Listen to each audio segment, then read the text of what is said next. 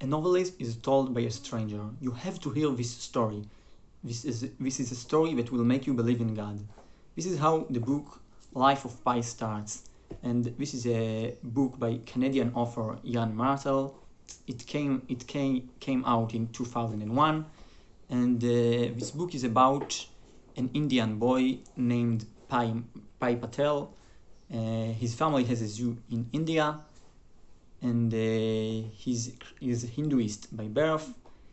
But when he's a teenager, he starts practicing Christianity and Islam. And then his family decides to immigrate to Canada.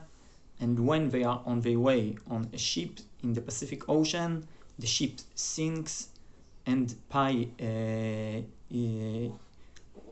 survives on a lifeboat with a tiger. And the story describes his journey in the Pacific with this tiger on the lifeboat. I think it's really amazing story, and one of the things I really like about it, that the story is not focused on the actual events that it describes. The real focus of the story is about the philosophical and religious consequences of these events. It can be shown by an interesting point. From the beginning of the story, we are told that Pi is going to survive his journey. And it seemed like an odd decision by the author, because it's kind of give away the ending, and then it ruins the tension. But I think the real tension of the book is not whether Pi is going to survive or not, but whether this story could really persuade someone that God exists, or maybe whether such story could be a story that can persuade someone to change his belief. So this book is really about the power of stories and how they are so spatial and so powerful that they can change a person.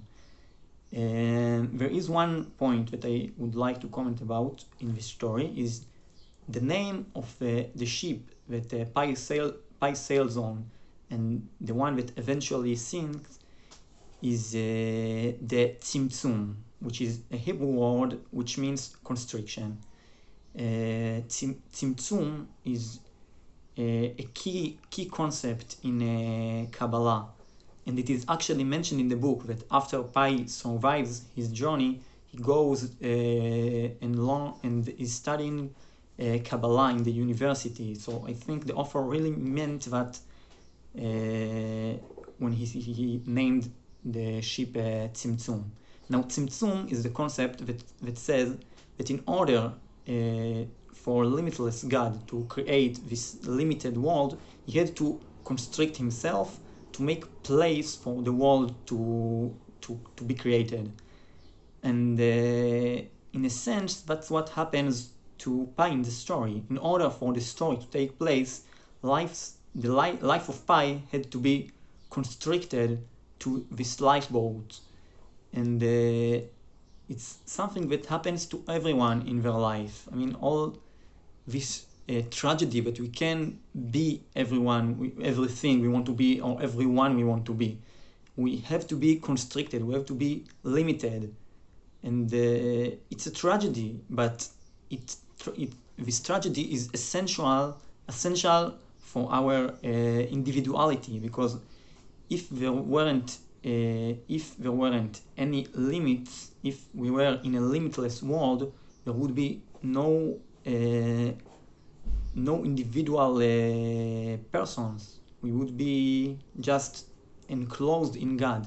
So this concept is really shown very well in the book, and I really love this book, and I recommend everyone to read it.